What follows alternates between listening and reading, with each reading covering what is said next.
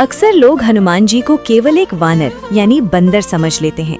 हनुमान जी को बंदर समझने की धारणा को गहराई से समझने के लिए हमें सतही जानकारी से ऊपर उठकर भाषा, विज्ञान और प्राचीन कबीलाई संस्कृति के रहस्यों को जोड़कर देखना होगा। 1. वानर शब्द का वास्तविक अर्थ, भाषाई रहस्य। अक्सर लोग अनुवाद की गलती के कारण वानर को बंदर समझ लेते हैं। संस्कृत मूल वानर शब्द का संधि विच्छेद है वा प्लस नर। वा का अर्थ होता है अथवा या विकल्प, नर का अर्थ होता है मनुष्य, अर्थात वो जो नर के जैसा है लेकिन पूरी तरह नर नहीं है। रामायण काल में वानर एक विशिष्ट नृवंश यानी जनजाति थी जो जंगलों में रहती थी, लेकिन उनकी बुद्धि, भाषा और संस्कृति मनुष्यों से भी श्रेष्ठ थी। 2.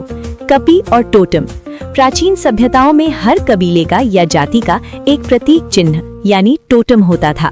जिस तरह आज किसी रेजिमेंट का प्रतीक हाथी या बाघ होता है, हनुमान जी जिस जाति से थे उनका प्रतीक कपि यानी बंदर था।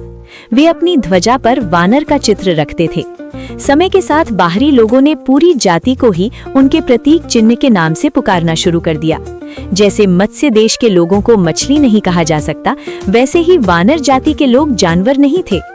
3. वाल्मीकि रामायण के साक्ष्य। प्रथम भेंट, अद्भुत भाषा और व्याकरण का ज्ञान। जब हनुमान जी पहली बार ऋष्यमुख पर्वत पर भगवान राम और लक्ष्मण से मिले थे तो उन्होंने एक ब्राह्मण का रूप धारण किया था। उनके बोलने के तरीके को देखकर भगवान राम दंग रह गए थे। साक्ष्य, राम जी लक्ष्मण से कहते हैं, ऋग्वेद विनीतस्य ना युजुर्वेद धारिणः ना संबद्धम प्रलपे देवम यो न स्यात् सामवेदवित् नूनम व्याकरणम कृत्स्नम अनेन बहुधा श्रुतम बहुव्याहरतानेन न किंचित अपशब्दितम। अर्थ, राम जी कहते हैं कि जिसने ऋग्वेद, यजुर्वेद और सामवेद का अध्ययन नहीं किया है वो ऐसी सुंदर भाषा नहीं बोल सकता।